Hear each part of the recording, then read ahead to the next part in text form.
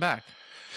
Welcome back. Thanks. Nice to see you again, Steve. Yeah, let's give it part 2. Yeah. So today we're going to be running with part 2 to what we talked about technically last week, He means 10 minutes ago. 10 minutes ago. Yep. Because we think this is, first of all, it's a huge topic. And we mentioned in our first episode, people spend a lot of time telling you about how important this is and why you should be doing it. But I don't think, from personal experience, not everybody spent enough time maybe showing you. How to manage it. Yeah, and getting very granular because this is a new skill for a lot of folks. Especially if you don't come from sales. So if you come Which from a a lot business, of people don't. you know, like no, exactly, right? Like I've got a buddy who's a new car salesman, not used, he'll yell at me, new car salesman. And him and I talk about sales stuff. Mhm. Sales converts when you're selling a product like this. How you do sales is the same way, whether you're selling a car, a house, a timeshare, Mhm. whatever the case may be. The process of that database and that building relationships through use of a database doesn't change, right? Like I get Leon's perfect example. I'm going to tell you my story because I still wrote it down about the florist. Oh. Leon's, every once in a while, they have their big sales, Mhm. right? So they have a specific sales to previous consumers. I get a phone call. It's Leon's. I know when Leon's, if I pick up that phone, I'm going to get the message that says, hey, it's so-and-so from Leon's. You know, we know you've bought from us in the past. We're just kind of checking in, letting you know we've got this going on right now. And it's a great personal reach out. Hold the payment event or something? No, it's kind of one of those where they open the doors just to people who have bought from the store before. Oh, that's cool. And they have Like specific sales, client of appreciation stuff. Brock Ford does the same thing. But it's funny. It's called client appreciation. Yep. But it's, hey, we just got some more stuff to sell you. Yeah, we're just going to give you a different price. Yes. Right. But the thing is to me, it's still a way that they reach out and try to get me to come in the door. Right now, it's a little different buying a house versus buying a sofa, but the same principle: getting a mortgage, the sales car. process. The process doesn't really change. It's about building that relationship. The problem that companies like Leon's face is they turn their staff over so much so they don't really get the chance to build. Yep. Right. The staff goes from Leon's to the Brick to IKEA to whatever the case may be. Or they move up in certain they move from appliances to furniture or whatever the case may be. Or they move into then vehicles and then they move into something higher ticket because obviously with higher ticket comes more commission. Ideally more commissions. Yeah, in theory, right? So I'm going to tell you my story before we get started on this because we do have 5 key things that we want to talk about today. But the importance of a database isn't just for you to build your business. It's for your next generation of whoever takes over your business and having it in an organized way. I have a client, and I'm not going to mention their name, but I sold their business or I sold their building, not their business. But when we were talking about selling their business, they told me they had 50,000 names in their database. Holy Hannah. Business is generational. So it does have longevity, which is important. But I said to him, where is that? Oh, we've got books over here. We've got this over there. We got, and I said, you have a gold mine there. I said, if you were to take that information and put it into a system, your business value goes through the roof because now I got contact information. You know what they said to me? We don't know if everybody's alive or dead. That's how long the database has been going. I said, so you really actually just have 50,000 names. You don't have a database. You've got 50,000 names in there. There might be 300 out of there. I'm sure there's right, more, because there's no relationship building Yeah. there, right? So the importance of the relationship to the database 50,000 previous transactions. At least, right? And that's just who they've got. Fair. That doesn't include anybody that comes in and buys in cash or says, I don't want to give my information or whatever the case may be. So the nuts and bolts is what we are going to get into today. And we've got 5 subjects, and I'm going to list them off so that we can kind of stay on track here. But the first one is finding people and putting names into a system. Yep. The next one is classifying people. The third one would be the initial reach out. The fourth, and this is one of the most important ones, is the initial or the follow-up to the initial reach out, and then consistency and content. Yeah. And just to be clear, we're trying to put out actionable steps. Yes. That you would be taking for somebody entering my world, entering your world, entering some sort of a sales position. And ideally, this is applicable to somebody entering from the beginning Yep. or is saying, crap, Yeah, so, I mean, I need to gather my data to my properly. team, for example, they should be watching this, right? Because, I've got a bunch of realtors who have got great systems in place. Hmm. But I've got some realtors who got sticky notes in place, right? And how do you, after being in the business for 10 years, whatever the case may be, how do you build on that, right? How do you, Yeah. Can't uh, track a sticky note. right. I'm a brand new person. So you got really two people that we're talking to. We're talking to a brand new person, Hmm. or we're talking to that person who did Just what I, never got organized. who said what I said yesterday. It's time to get it Yeah. cleaned up and fixed and organized. So let's start with finding people, because I think when I talk to people, when I hire new realtors, and even before I hire them, and one of the things I do during an interview is I give away tidbits. Hmm. I don't hold everything tight and say, "Oh, I'll tell you when I hire you." I'm going to tell you some stuff while we're interviewing and having this conversation, because a real estate interview is kind of two ways. And the first thing I say to them is, open up your Excel spreadsheet or number Blank, whatever spreadsheet, you're whatever, using. whatever you're using. I don't care if you use a book. It doesn't matter. Start writing down all the Something with names. columns and rows. Yeah, start writing down all the names of the people that you know. Hmm. Now, every inevitably, every person I talk to says, I don't know that many people. Sure. So here's what you start with: your friend group. Yep. Start with people you work with or you knew through some sort of industry. And so you just made the mistake that every single person makes in this business. Every single person in real estate makes that mistake. What is it? They skip their family, and they take for granted that their family will know what they're doing. Yep, that's a good one. Sue's family just kind of reunited after a Sure. death. They came back together. They kind of, done this for a while, and they came back together. I'll bet you half of them didn't know I was in real estate because we haven't talked so long. Possible. And realistically, all of a sudden they've come back together. All my posts are starting to get liked by the family again, Hmm. right? Your family is your backbone. I can Yeah. guarantee you, when we talked last week about the bullseye and the dartboard, Yep. I'll bet you 3 or 4 of those people should be your family I members. I would say it's dependent on the person. To me, True, true. that's a given. Yep. Like in my world, family knew. Yeah. Eh, But did family know to refer you? Did family know yeah. to get to that information? Yeah. So I guess that's how you have to kind of look It, at it. And I think that also, goes to, family's small here for us in Canada. yeah. And I have the same issue. So And then even worse for me, some of it's estranged. So yeah. my mom's sister and her Hmm. and her sister haven't talked in 20 years. Well, I'm not going to pick up the phone and say, "Hey, Aunt Wendy, Hmm. like here's the issue." So, But it's a good point. Friends, family. family, friends, and then start going out from there. Yes. Okay. So And who would you go and to after friends and family? for me, it was coworkers because when I Yeah. was leaving, they knew, Yep. and we've worked with a few of my old coworkers, Yeah. or at least one you've had. Yeah. Actually, Um, I put her in my database yesterday because did I you? didn't have her in my actual database. So shout out to her. She'll know who it is in the next week or so, Maybe. maybe, if she Um, listens. and you'll inevitably start making connections. You'll go, "Oh, I used to work with Steve. Oh, actually, Steve had," and it'll snowball. Yep. You'll start building this list, and I think you'll hit 50 names very quickly. Right off the bat. Very quickly. Everybody should be able to hit 50 names in just those 3 things: coworkers, family, friends. Friends, you think you don't. You're like, I don't have that many friends, and then you go, "Oh, I play softball with. Yeah. Oh, I've golfed with. Yeah. Oh, I used to play." And you'll 50 names will come up pretty quickly. Yeah. And don't I would say not to stress immediately about classifying them or thinking much about it. Just put the 50 names down. Yeah. The first step is you got to get the names. What do you think is the ideal number? What would be the ideal number to start with? What should be your goal? Because I think you need to have everything in our business is oriented. I Sure, think you should have a for the goal sake of tracking and metrics and yeah, to everything. make it worthwhile data.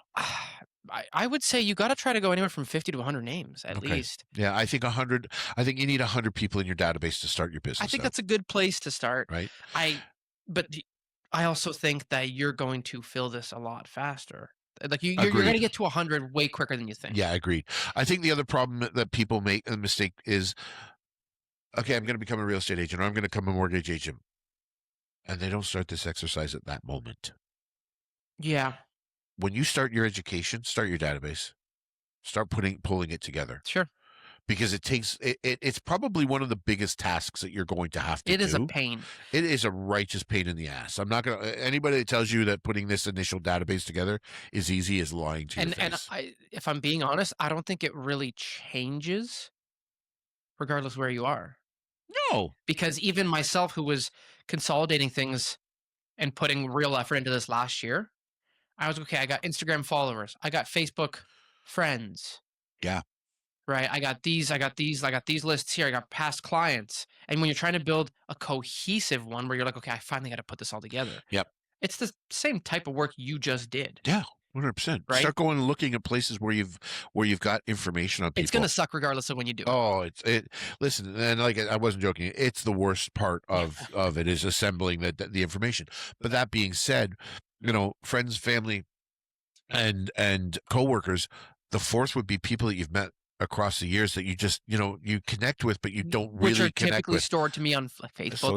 Social You know, media. social media, good way to say Go it. to your social media and start Facebook, looking for because you could people. export those lists. I don't know if you know that. You can Yep. export that list of your friends. Yep. You can export that on your followers on Instagram. Um, you'll I would argue go to your messenger portion of either one of those, because if you've messaged with yes. somebody, you've got a connection, right? You could be friends with somebody on Yep. Facebook just for information purposes. Whereas Yeah. if I've DM'd you, I I think your DMs are more important than the actual social I'll media. say it also depends probably on your Facebook friends profile. True. Meaning if you have been somebody who any person you've ever met, you've Yeah. added, that might be a good exercise. Yep. If you're somebody who's kept a fairly tight Facebook friends list Yeah. in that 3 to 500 range, probably, Yep. or whatever, maybe it's even slightly more, you'll be able to judge it. Yep. You can adjust accordingly. 100%. And then the other part of the social media portion is if Doubles. somebody is not only doubles, but also if somebody hasn't posted in a year, they're probably not on there a lot. They Fair. probably are a little bit less likely Active on there, to, yeah. yeah. So you might have to find a different way. You might be able to get their Yeah, information, meet them but where they're at. again, meet them where they're at, Yeah. 100%. So I think that's the thing. So I think you're right. I think you got to get to 100 people to have anything that's, there's no point in sending in a campaign to 2 people, right? No, but also if you're gonna be starting outreach and that's the only thing you're doing, you'll go through 100 people pretty quick. Oh yeah, 100%. Like when you think about it, if you call 3 people a day, you got 100 people, you got a month, right? It's not a lot. And if when you're starting out, calling 3 people a day, It's going to seem like torture to start off but with. it's So, also it could potentially take you all of 3 minutes oh yeah, because you're if you're phoning them yep. You could get it in voicemail. They could be 3 times working. and you go, "Well, I'm done now. Yeah, In the last minute and a half, I've called 3 people." yeah, yeah. And then you have to find the balance of, oh, they didn't pick up. I've left a voicemail. And I'm going to call him tomorrow, and it's going to come up, and you're going to be like, "Why is this guy pestering me?" And I Yeah. think you got to be cautious with that as well. But Sure. we'll get Well, into that. that's I to me that's phase 1. You've gathered a list anywhere from man, probably 100 to 1,000 Yep. depending on the person you are, your previous industry, and Yeah, I think once you get up, over 100 as a newbie, you're doing really, really well, and you got to be careful you don't overwhelm yourself. well, let's go to the second point. So the next one would be classifying people. And this is where I'm going to say, let's just say you've got upwards of 100, Yeah, 300, 500 people. sure. This is where you're going through and saying, these are my immediate touches. Agreed. Okay. And then you're going, however you've decided to However sort you it. want to grade it and sort it is entirely up to You're you. saying close personal connection. Okay, so but hang on, so we're in the nuts and bolts of this. So let's really talk about that, because I How would you think grade it? to me, Yep. I don't grade necessarily on activity. I grade on what the relationship is. Okay. Okay, so if I'm really, past clients to me are gold, Mhm. right? So those people are, as long as the transaction's gone well, but again, newbies will not have that benefit. Mhm. So you have to look at it and say, okay, I would have a friends and family category. Mhm. I would have a work connection category. I would have a group of people that are acquaintances. I would have, I would call them randos, other, Whatever right? you want to call it. And then I would have within those, categories, I may break them down even further. Like, in each category, I would say A, B, C, D of importance. My mom and dad are going to far outweigh my second cousin on my wife's side, Sure. right? So So yeah, that's a right, good point. Even though they're under the family, they could be more they could be an A relationship driven. versus a D. Right. Really good point. So you Yep. wanna have, and I think one of the good things to do with this is grab a map, like, grab a piece of paper and classify and literally draw out how you wanna classify it, because then you can start to name them in your CRM, on your Excel spreadsheet, whatever the case may be, however you're Is that tracking what you it. had written on your desk in a circle? The No, so that was actually for another project that I'm working Okay. on, um, about how to actually kind of work with, what realtors need to who they come in contact with and the Interesting. things that they need to know. Yeah, you're talking the one that's got Lines, lines I just saw all over something the on your place. desk this Yeah. morning. So that was what the realtor is. And then there's all of the things that we need to be aware of and acknowledge and think. Wait till I'll show you that after, because it kind of ties into this a little Well, that's bit, why I was asking because it seems because here's another avenue, another group that doesn't get enough talking to is service partners, oh, yeah. right? Who do you know that's an Who do you accountant? Who know do you that's in know a that's oh my, there's a yes. gold mine of people there. Kim Freeman preaches this all the time about going and, in your service partners and connecting with your service partner and saying, hey, I'm going to send you business, you send me business, right? And those referral back and forth groups, because I think that's an active source of business to a newbie, right? Or somebody who's, struggling at the time. Go to your business relationships. You've got relationships with all these people, your sales guy at the brick, whatever the case may be, and say, hey, listen, I can help you if you help me, Mhm. right? Quid pro quo type scenarios. Yeah. But that list could be huge, Well, like, even and you're going to need it anyway if you're because you're part going of to a need it in the club, business. though, like, maybe you're Oh, part of, Lions, Kinsman, whatever the case yeah, may or be. even, like, I don't know, you play squash, soft like, whatever your hobby is. Yep. Like, you can grade that. You can say, "Okay, I know 8 guys on my softball team. 3 of them are A's, Yeah. B's, C's." This grading between subcategories is actually a really good idea because I have my stuff with, like, you said service partners. Yep. For me, they're like referral partners in my Yep. list, and I have it split between, um, like, scheme mortgages, the referral group Yep. network Yep. that we kinda had running, like, pretty much exactly what you had, where you're like, This is part of this world." Yeah. Right? You have these little clusters of people. Yep. Um, But you're going to need those people at some point as oh, well. yeah. You get that phone call from the client. Oh my God, my dishwasher just broke. And funny because my in-laws just sold their house and their dishwasher broke. So I said, oh, call Zoli Swartz, right? Like that's who does our stuff. That's who's in my Mhm. network. Do you think I've ever put Zoli? You know how many times I give out his name?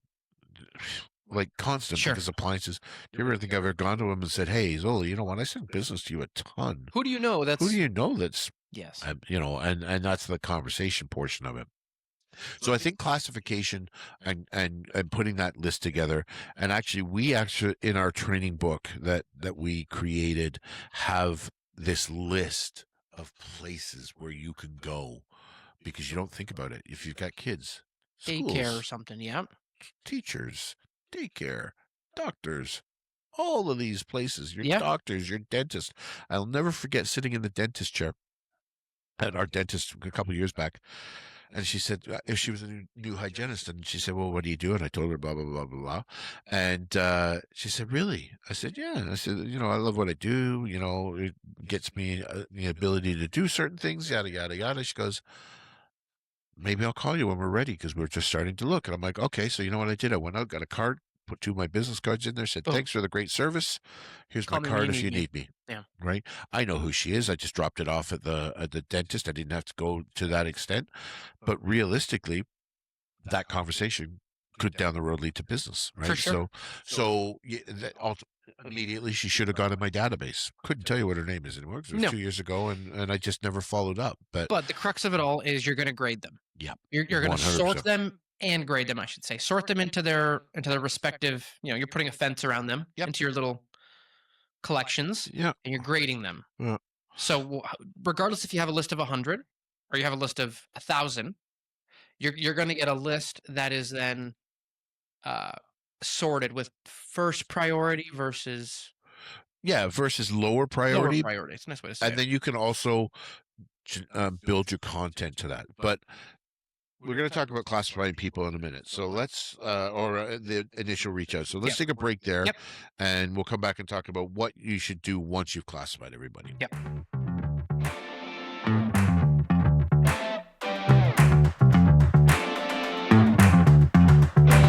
Wake up to the world you've been missing. Time to jump out of bed in the morning. No day, no life, now we're living. Can you feel it Welcome in the back. air that you're Howdy. Part deux. Yeah.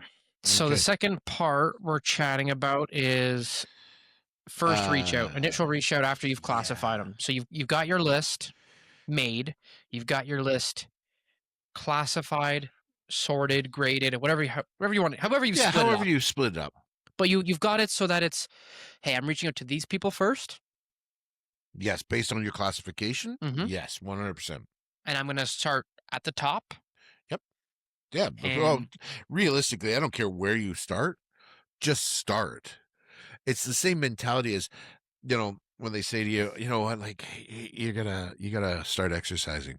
What's the hardest part about starting to exercise?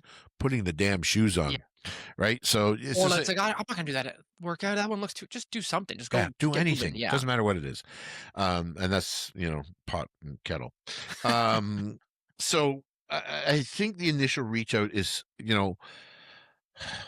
I think we got to get away from the word initial, because I think the reach out is the thing. Because if I'm listening to this and I'm somebody that's been in the business for 10 years and all of a sudden I'm like, I got to revisit my database, doing what I did yesterday, hmm it's not going to be the same message.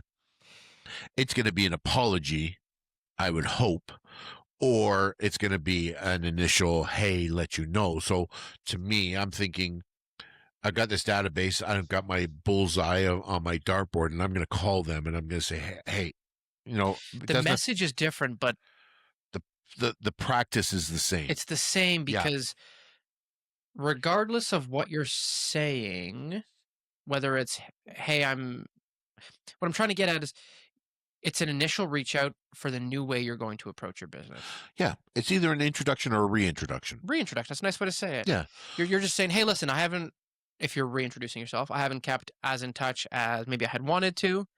And we talked about this, how most folks probably don't even realize that maybe you had the intention of keeping up with them every year or yeah. whatever cadence it was, right? Post, and I think that really applies a lot to past clients, hmm especially when you get into the business after a little while. It's easy to lose contact with your past clients. And like, just assume that they don't want to hear from you, when in case they may want to keep hearing Well, from you if because you've the built a reality is if you're doing this the right way, you're building a genuine relationship. And so yeah, they might genuinely just be like, hey, what's new? How's yeah, the fam? You 100%. still bad at golf? Yeah, right. No, I'm not bad at golf. Stop it. So I think when you're doing this, and you're doing, depending on which approach, let's start with the introduction. Mhm. If I'm introducing myself to a new person, I'm going to pick up the phone, because I think this is the most important part of it. And I'm going to tell them I've made a change in my life. And I'm going to say to them, hey, just so that you get, the advanced, news, I want to let you know what I've done. And I think that is the end of that's the end of the work talk. I just want you to know what I'm doing, keep it in mind for the future. But let's talk about you. Let's, what's going on in your life. I just wanted to get that out of the way, Yeah. but I don't want you to think that I'm only calling for that kind of I mentality. think the other cool angle on the reintroduction is you've been selected as a like winner gagnant. Yeah. You've been picked as part of the crew that I'm keeping in touch with. Yeah. So whether or not you And I think, mention that I think that like, oh, if you're like, listen, I've had to dial in my people and really focus on the people that I really connect connect with. with is a good Yeah. way to say it. Yeah. There's that moment where they go, oh wow, you really like me. Yeah. I'm picked. I'm selected. Yeah. And I think if you're doing it as the reintroduction, I think if you're at the point where you have to reintroduce yourself, and I think I said this to you earlier, apologize. Sure. Tell them that you kind of dropped the ball, it wasn't intentional, and you want to find a way to reconnect. Mhm. Not mostly because you like these people, not because of the transaction, but because you actually have genuinely like the people. Yeah. So I think you've got to go to that messaging and say, okay, you know what, write it out. Script this out. I'm not a huge fan of scripts, and we haven't But it talked helps you about sometimes scripts, organize your but thoughts. that's the thing is once you've done it once or Yeah. once or twice, the third and fourth become easier. It's Yep. that first phone call that is always You say, "What the am I gonna hardest. say?" But here's the piece of advice that I would give to him: do it now. Learn how to do it right at the beginning, because once you learn, the art, because there is an art to having these phone calls. Yeah. Once you have done that a few times, phone calls 9, 10, 11, 12, moving forward are easy. It becomes easy peasy lemon Yeah. squeezy, right? Like all of a sudden now I'm, hey, it's Steve. Sorry, I haven't touched base with you in a while, but here's what's going on. Mhm. Here's why I'm going to apologize up front, whatever the case may be. However, your verbiage is, Mhm. once you start to, hone your message, the message becomes clearer, becomes more succinct, and it becomes more acceptable on the other end. Yeah, I think what you have to cover is, "Hey, I'm here to help, whether it's beginning now or starting over. Yep. Um, how you doing? Let's keep in touch." That's Yeah. kind of Yeah. I the just gist think, of I it. think you've got to, you're basically opening the door to conversations. Yes. Right? Like that initial phone call is that notice that, hey, I'm here. I want to be part of um I want to be part of your future. Yep. I want you to be part of my future, right? And I want to grow this Just relationship. keep in touch. However, and let's just stay in touch, right?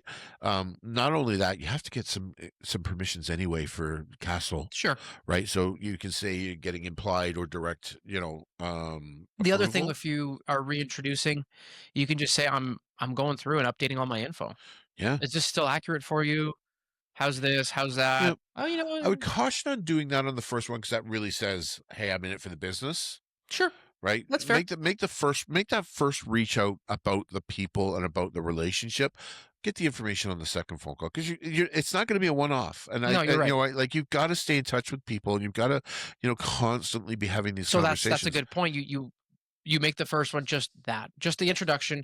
You're opening the communication channel, Yeah, and then this whole updating info. That's a second reason to call. 100%. So So what? And but so here's the other thing that I would, because I had mentioned about earlier about communication strategy and plans. The whole database management is a part of your communication strategy, but your communication plan should be an itemized thing of what you're going to, the messaging that you want to get across. So, and I talked about this in my video on Monday, I'm going to do a first time homebuyers communication piece. okay. Here's the 10 pieces that I'm going to do. Here's how I'm going to communicate it out. Here's how I'm going to send it out. Here's who I'm going to send it to. And I'm creating that plan that fits to my database. And then I'm identifying within the database who that plan is applicable to. Those phone calls that you're going to have with those people down the road, phone calls 3, Mhm. 4, 5, are going to be getting that information to see where they really fit Yeah. into your database, right? Because Those again, initial phone calls are going to be for you to suss out some of this stuff. yeah. Yeah. And so same thing with creeping their social media. And that sounds, Oh, yeah. like you're gonna, We all do it anyways. we all do it. You're all there. I mean, basically when you're going through a feed, you're creeping somebody's social Yeah. media. But here's the thing, and I use this example in my AMP training all the time. I see somebody who's got a 2-bedroom house who announces that they're pregnant for the second time, and all of a sudden they've got twins. Mm. Mhm. Now their house isn't big enough. Mhm. What are they doing? I'm adding that to my database so that I can start to think about how I'm going to message them to say, hey, congratulations on the baby. Mhm. You must be so excited and terrified all at the same time, Yeah. right? You've been through the twins aspect of it. And I wasn't even thinking of you actually, but all of a sudden now they're 2-bedroom house with the master on the Sure. main floor and the kids upstairs. That doesn't work No. anymore. So how is this a problem for you guys? is this something that we need to address? Are you just going to make it work? Mhm. Well, however, do you need trades to help you do something? Yeah. Right. And offering the service to them. So I think once you start to, after that initial reach out, because I think the initial reach out is just, the door opening, and then you've got to start to build it. But you've got to have a plan for these conversations. It can't just be random, hey, how you doing? Because if you're just having random, hey, how you doing conversations all the time, you're not getting to the core of your business, Yeah. which is You, how you can gotta you have kind of get referrals or business from you? you gotta be able to pivot it from just the personal to then ask at Yeah. some point. Yeah. It doesn't have to be immediately, but you have to be able to say, "Hey, by the way, Yep. who do you know, or do you have anything, or however, whatever you're doing in whatever industry you're in, 100%. get out of the friend zone." Right? Get out of the friend zone. And I think I think what a lot of people say, oh, I don't want to bug my friends. I would want my friends to bug me if they open their business, Yeah. right? Like there's a realtor in town where we live. I don't give him a shout out because, I consider him a friend. Phil Smith owns our watering hole, South Coast, cookhouse in Crystal Beach. Sue and I have been going there since pretty much Phil opened the doors on the place. And Phil and I have built a relationship as realtors, Mhm. but more as much from going and being part of his bar. Our names are up on the wall for the beer drinking thing. This year I was the marshal on his parade on my quad on New Year's Day. Let me tell you, don't ever do that. But we've developed this relationship. That's the kind of relationship that you want to have with your clients, where it doesn't necessarily have to be about work, right? Like Phil and I transact together, Mhm. but outside of that, I'll go into Phil's bar and all of a sudden there'll be two tokens across the table from me because he's just bought us beers for whatever the Sure. reason is. But we have that relationship. That's the kind of relationship that you want to build with your clients, where it's not always all about work. And you know what? Like, let's just go for beers. Mhm. Let's just go catch up, right? Mhm. Like, let's go golf. Let's Hang go out. do whatever the Yeah. case may be. But then you may have people that are strictly business, Yep. It right? Like, happens. like that. It is. I am whole there for business, and you have to suss that out Mhm. as part of those conversations. So you got to kind of figure out who's the pat on the back guy that I'm going to hang out with, but who's the guy that's all business, only wants the numbers. I got a guy that I'm working with right now, could care less about me as a person, Sure. but loves the fact that I give him the honest to goodness truth about the properties that he's looking at. If the numbers don't work, the numbers don't work. If I think the property's a piece of crap and I don't think he should buy it, I tell him I think the property's a piece of crap and you shouldn't buy it. Yeah. And he's like, thanks for the honesty. Black and white. Completely black and white. And you have to identify that. Mhm. And that's one of the most important parts of those initial conversations, is how is that a relationship going to be built? And trust me when I tell you, that can change over time. Sure. Right? There's a lot of times They where might soften. it might soften or it might harden. Right? Sure. It could go both ways. So I think you've got to kind of get into that mentality of, this initial reach out is going to be done this way. Right? I also think that there needs to be the secondary piece to that. Meaning? There needs to be a follow up to the Oh, yeah. thing, right? So I you're gonna don't think it should be too quick after, though. no, I Not next day, not no, you got to make it. We talked off air.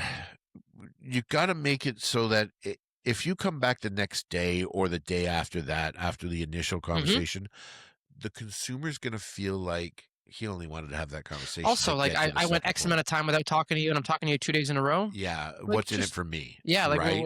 this seems Why? suspicious. Yeah, and everything that you need to do with your database has to be genuine, Genuine, yes. right? If it's not, the consumer will figure it out.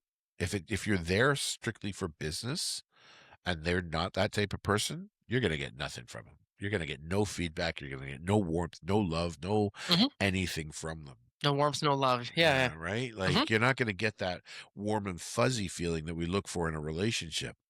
So I think that, I think ultimately your second reach needs to be in a different, Well, initial outreach was this 3rd step, yeah, which is a phone call. which is a phone call. Let's be very clear.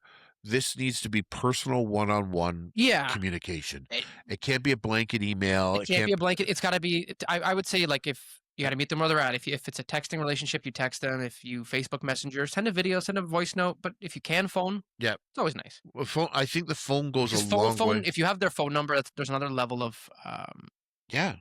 closeness there. Yeah. But that is the third step. Step 3, initial reach out. Step 4 is the follow-up to the initial reach. Which we've kind of touched on, but this is the one that gets, I think this is where a lot of people end up stopping or not. Or not reading the room. Yeah, that's a good way to put it. Right? Like, you're going to know if somebody's warm to you in that first phone call. If they're excited about what you're doing, if they're, like, wow, that's great news, congratulations. And they follow that up with, just so you know, my best friend is a realtor. So I had somebody early on, the other brokerage I was at, we were doing this like kind of outreach plan program, whatever we're going to call it. And it was essentially just reach out to X amount of to follow up every whether it was a week or 2 weeks or whatever cadence you were. I think they're pushing 1 week or 2. Okay, I think that's too soon, but agreed now. Yeah, right. But it's pushy. As somebody who is entering, you're like, okay, I guess that's what I'm going to do.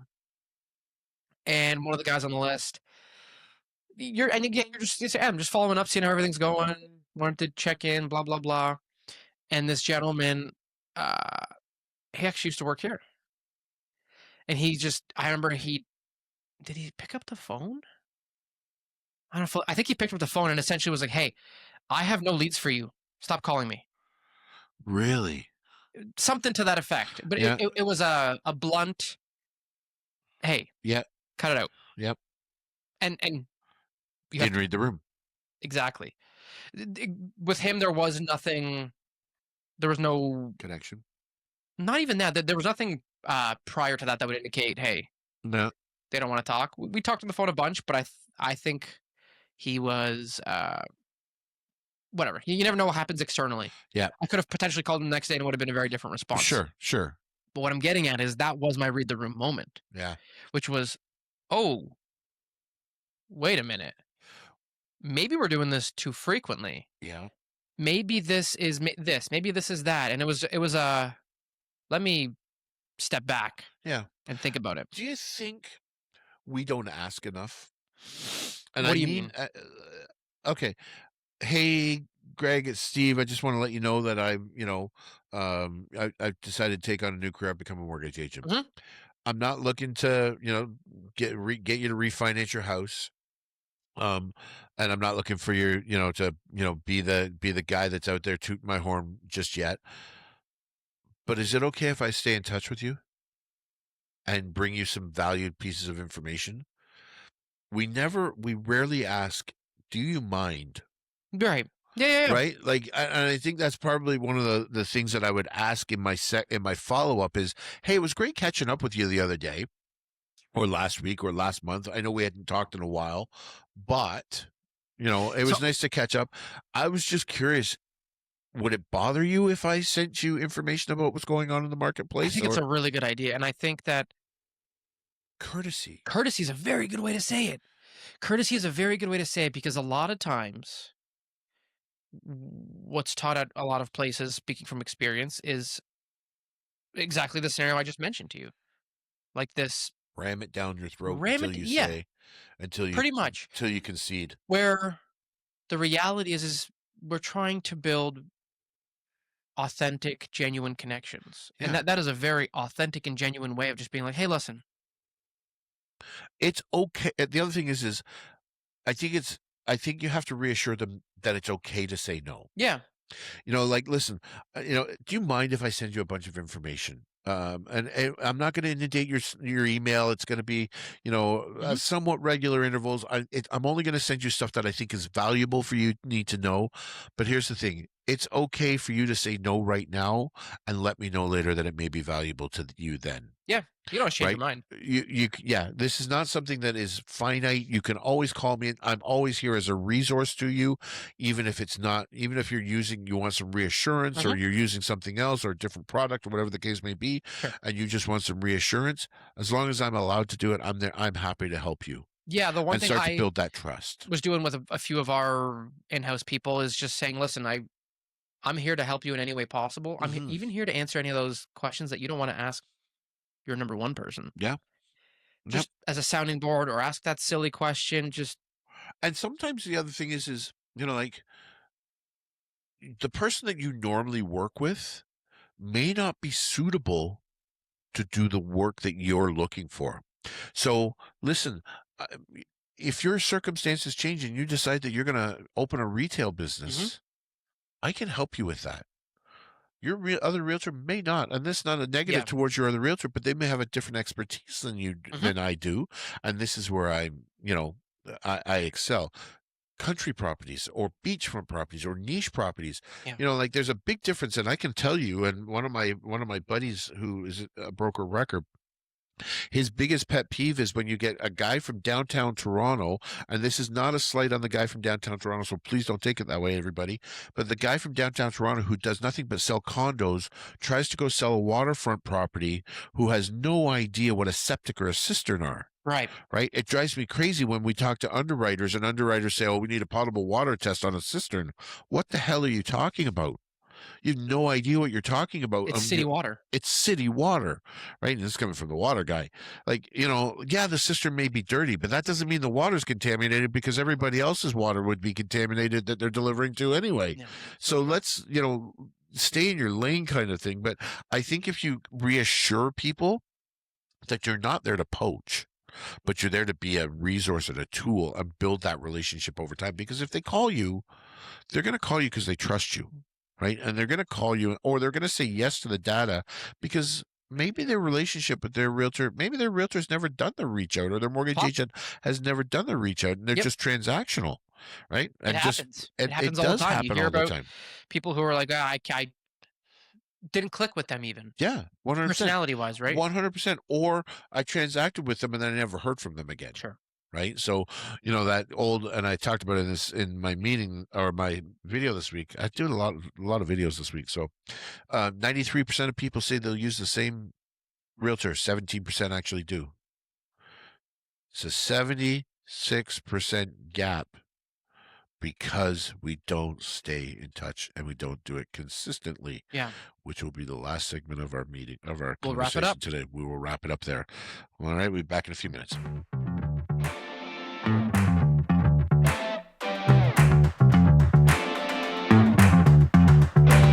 Wake up to the world you've been missing. Time to jump out of bed in the morning.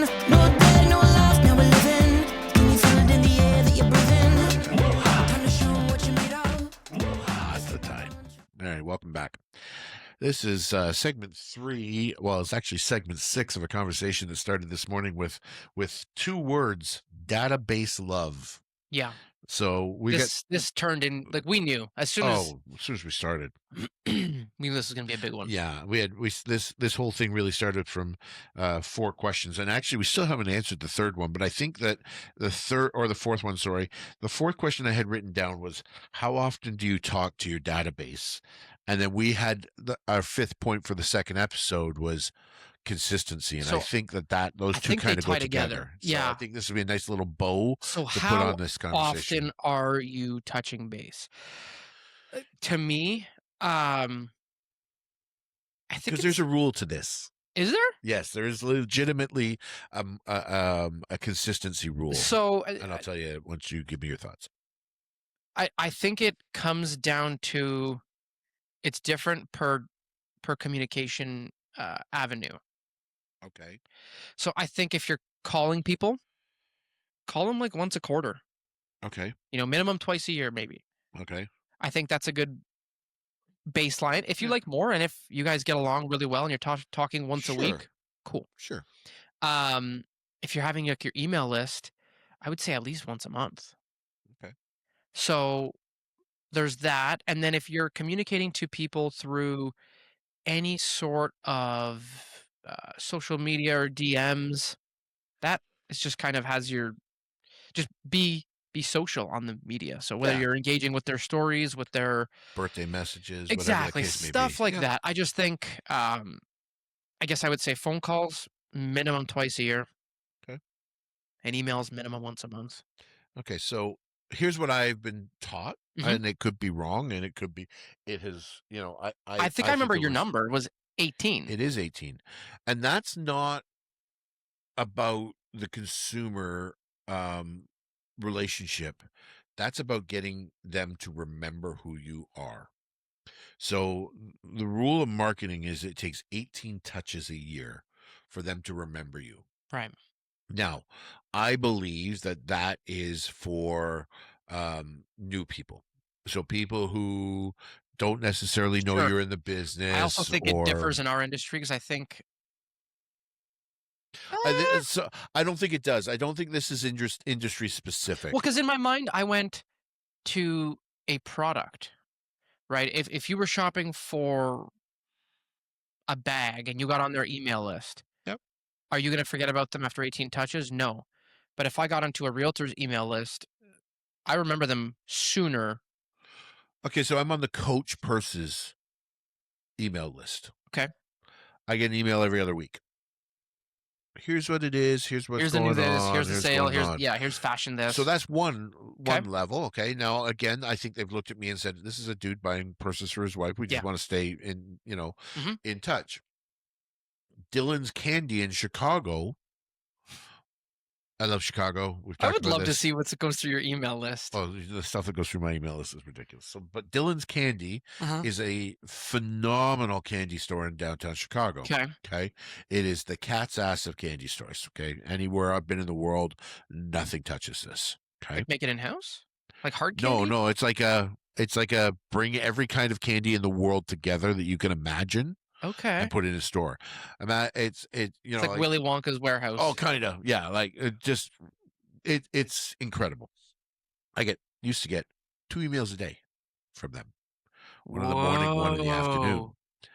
I ended up unsubscribing because too they were much. just plugging my email Yeah. up, but they found the need to do it morning and afternoon. Now, to me, that's way too much. I don't live in the area. Look at your database, classify your database, Yeah. and say this guy doesn't live in Chicago. Let's send him a hey, once a quarter. Mhm. Hey, if you're coming back to Chicago, Here's a 10% here's off a 10% coupon. off coupon Yeah. that doesn't expire. So again, the messaging, there is a difference between consistency and overreach. And I think that, again, you have to figure out what your database is. And again, goes to your classification. If you're A, B, C, D, and E inside your inside your niche, A's hot people, you might want to be in front of them more often than the guy who says, "I'm thinking about selling next spring." Okay, well, maybe you're going to be on my monthly list. Sure. Right. So I think you have to kind of, when you're building your campaign and your strategy, consistency is 18 times a year to be remembered. But what does that client need from you? Right. And again, that's going to be part of that relationship where somebody says to you, "We're pregnant." Mhm. Well, you got a gun to your head. If they need to move, It's quick. it's quick. Relatively quick and speaking in our terms. Yeah. Right. But I would say as a baseline benchmark, though, it would be try to call them, everybody on this list, twice a year. I think so. I think And so. try to email them. The reason the once a 18 month. works for That only brings us to 14, but no. So here's what we do. We do Quarterly call? once a month, seasonal change, okay. and biannual. So that gets you to your 18, right? Okay. 12, 16, 18, right? And however you want to break that up. However you want to break Sure. it up, but if you when you're doing your planning as a newbie Mhm. or trying to get some consistency back into your business, if you come up with your strategy that says, "Okay, I'm going to do a content email that is So specific to them." let's do it right here. Okay. So 18 touches, 12 emails, 12 newsletters. once a month. Yep. You What's have, going on in the market? You have quarterly calls. Quarterly calls. So if I'm going to talk to you every quarter, I'm going to say to you, "Hey, we haven't chatted in the last few months. Mhm. Just want to touch base with you. Make sure there's nothing that you need, that your situation hasn't changed, And- or if you know anybody whose situation Sure. has changed." Or you go, hey, listen, your area's been heating up. Have you thought about selling? Because I saw you guys had the extra Sure. two kids. Sure. Whatever the conversation is. You're going to go to your CRM and you're going to customize that conversation Sure. per person. So that takes us to 16. 2 extra touch points. An event. Boom. That's a really good one. Some right? sort of Some sort of client, rent a movie theater, bring the kids, right? that's Depending a on great what they're one. doing. I used to have More less accessible to a newbie. yes. So your event can be information sessions. Okay, Okay, it there you doesn't. go. As a That is newbie, awesome. So you go, hey, we're hosting a spring, you know, how to get your first time sellers, yeah, first time home buyers, whatever it is. We're doing a how to get your house ready for spring, how to get yourself ready for doesn't spring. doesn't cost you much to do. Some print materials. If you're a realtor, you likely have office space, Yep, but it's a good reason to call this list and say we're hosting this event. yep. And And then personally invite them. And then here's the key to that one, though: follow it up with a paper invitation. oh, that's a good idea. 2 touches, same event. There you go. Something they can stick on the fridge that says, "Hey," Mhm. or a calendar invite. Hey, send them a Sure, calendar invite, that's a good right? one. Any way to communicate it. Or the other thing is you can pair up with other people, other service providers, and For split sure. the cost, right? If Like you wanted there's to do some sort of a larger thing. 100%, Yeah. or trade shows, the spring home shows, And that right there, because they're that's affordable. just about this trade shows are nice. Everybody's in a good mood as well. A lot of Yeah, those. usually they're in the spring, so the air is changing. Sure. But you can get those people. You're going to see a lot of people that you can just say hi to. Yep. Right? It doesn't have to be pressure tactics. It doesn't have to be pressure sales. Like you're going to see, if you're in your community, you're going to see people that right? Our Simcoe office last year did the spring home show, and they split it up into 3 hours. The whole group came together. They spent their Friday night, Saturday, and most of Sunday there. And all they did is talk to the people that they knew in their communities and just reinforce that they were there for them. It wasn't sales. They Just did they presence. did a nice giveaway, enter the draw for a prize basket or something like that. But there was something in it for those people to just stop and talk to them, There you go. right? So you do that twice Say a year. hi. Oh, I met you at the Yep. But shuffleboard again, event. now this goes back to, okay, what am I going to do differently? Because I've got that bullseye that I keep going back to. What am I going to do for that bullseye? Okay. So I'm going to do something that I want those people to really, really help me. I'm going to take them to Wayne Gretzky's, and we're going to do a or a whiskey tasting. Okay. We're going to book a private room. We're going to have a private restaurant. We're going to do something that I'm going to have to spend a few $100 on Mhm. for 8 or 10 people. And that's where I'm going to lay it out and say to them, hey, I need your help. And lean into that bullseye of people, your mom, your dad, whomever, your closest friends, your closest, service providers, whatever, and say, I'm new at this, and I need your help to help me grow my business. And here's what I need the It's a help really with. cool idea because one, it's a kickoff event. It's a kickoff event. Two, for somebody re-engaging, it's a perfect re-engagement event. Yep. It just reinforces, hey, like you've been really awesome to me. Yeah. We've been awesome to each other. Let's ramp this up. Yeah. That's awesome. And if you bring some service providers and bring some value to them and start to treat them like gold. Yeah. But here's the thing, it doesn't have to be that big. So I don't know if I've ever told you this story. I heard somebody once who moved to a new community. Okay. Had no database, knew nobody in the marketplace. This kind of rings a bell. Keep going. And he said, I have a limited budget for marketing. What am I going to do? So he started to randomly drop off 2 pizzas with his business cards and stamp on the pizza box to random businesses on Friday afternoons. And he would just show up, drop off the pizza, say, hey, no pressure. Just thought you guys might like, an afternoon treat this week. Mhm. Business cards on the top, courtesy of me. They go back in, they eat the pizza. They're like, who sent this? Steve Oliver sent it. Random. Gosh, $25 a week, $30 a week. Sure. Partner up with with a pizza joint. Pizza joint gets the business. They get that, they give you a promotional rate. All of a sudden now you're putting your stamp on their box. Their box is going out. Yada, yada, yada. That's a good idea. Right? My mind goes to donuts. Donuts would work too. Yeah. Right? Friday afternoon, there's nothing worse than it's been a long week. You want a sugar fix? Go over to the local donut shop. Yeah. Go to, Beechwood, or Country Fresh, Country whatever. Fresh, wherever. Get their box, put your stamp on the box, put some business cards in there. Yeah. Here you go. Bob's your uncle. That's a Right? good idea. And it doesn't have to be anything extravagant. right? It doesn't have to be anything super, super expensive. 25 It's a bucks, fun idea too. and it's fun. So you And can, nobody loves the pizza delivery guy or the donut guy more than right? Like, yeah, especially when it's free yeah, and it's just showing up randomly, at the business. And you know what? Like and then you start talking to your sphere of influence, and you're like, hey, where do you work? And you show up at their place, right? As you got there, as you it's started a to fun build the idea. relationships. Again, as you spend 25 bucks a week, cost you $100 a month, 1,200 bucks a year, Yeah. right? If you build 10 And and you're the building relationships out of it. sure, So but also the conversation when you go to the receptionist or somebody, you go, "Hey, listen, yeah. I want to drop off a box of donuts." Yeah, you want to win friends in this business, and especially in our business. When you start as a realtor or a mortgage broker or a home inspector or whatever, go to the law firms that are Yeah. going to close all your deals and drop off something for the secretaries or the legal assistants, Yeah. because they're going to be like, "This guy just brought me chocolate." Sure. Right? Something, It's anything. anything. It Yeah. doesn't matter what it is. Like you go into our cafeteria or our lunchroom over here, and somebody brings in something almost every All the single time. day. Like how everybody in this building I is did not it the other, nine well, thousand pounds couple is months yummy. ago. I had the tin of cookies from you Yeah, put them guys, out there. and I was devouring them by the fistful, Yeah, but right? Because they're right here, and I go, "Hey, can I put these in the lunchroom?" And they're like, I was like, "Will it be eaten?" They go, "Oh yeah." oh yeah, yeah. Yesterday it was green Rice Krispie squares for St. Patty's. Ah, But that's the thing. Like it does it. You got to be creative, but you got to do it consistently. sure. Right? Like you can't just go in and drop it off once a week and then never go back.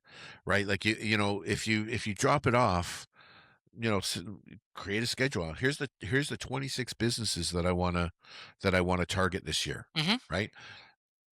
Could be 52, right? And you do it twice a week. Again, depending on what your budget is, build it to your budget, but show up at this business the first week of January and then the first week of July, right?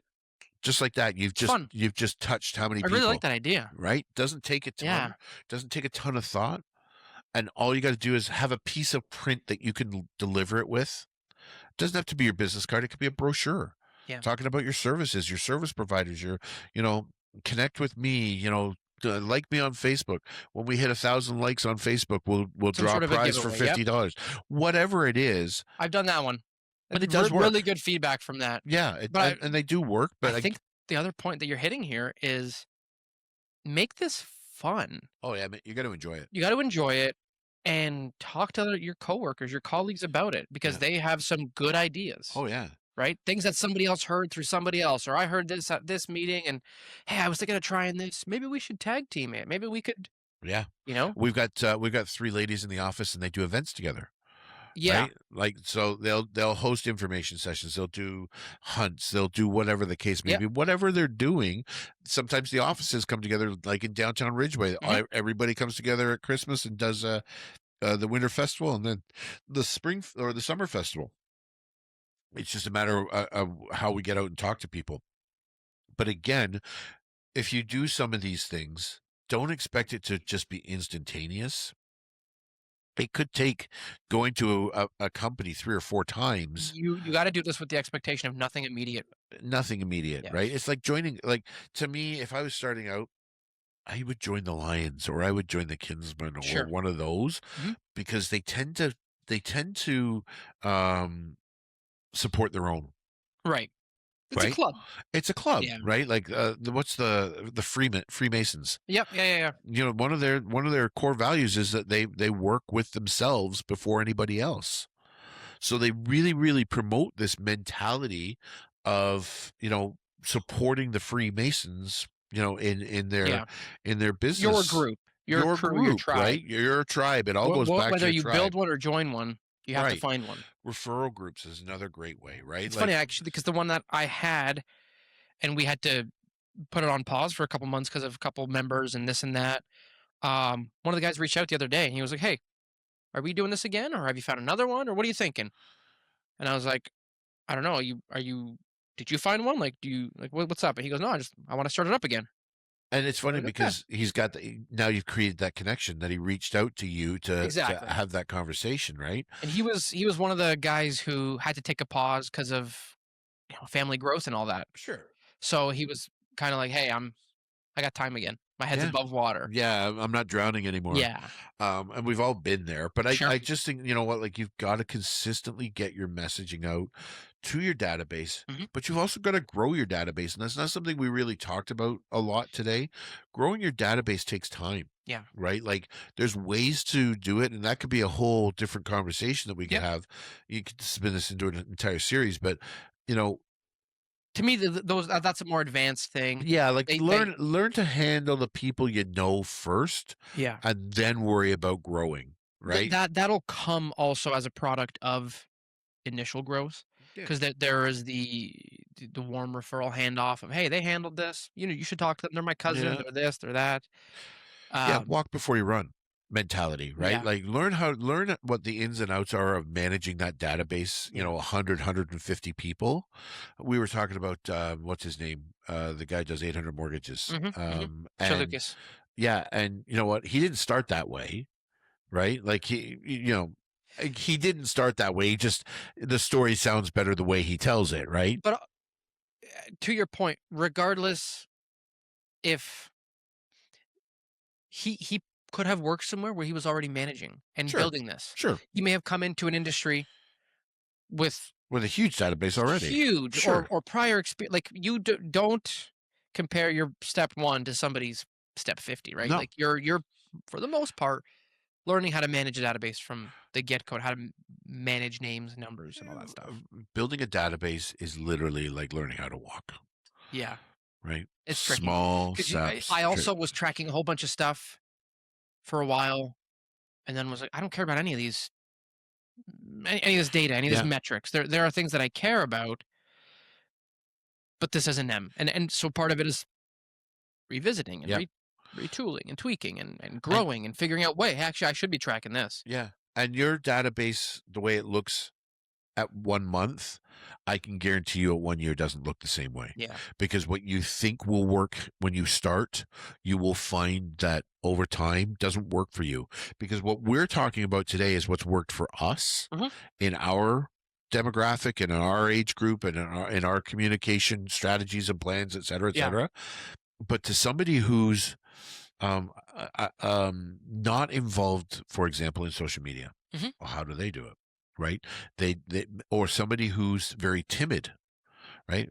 You know, like somebody who doesn't, have that, walk into a room and, look at me kind Sure. of mentality, I right? honestly, I would say reach out to somebody Like-minded.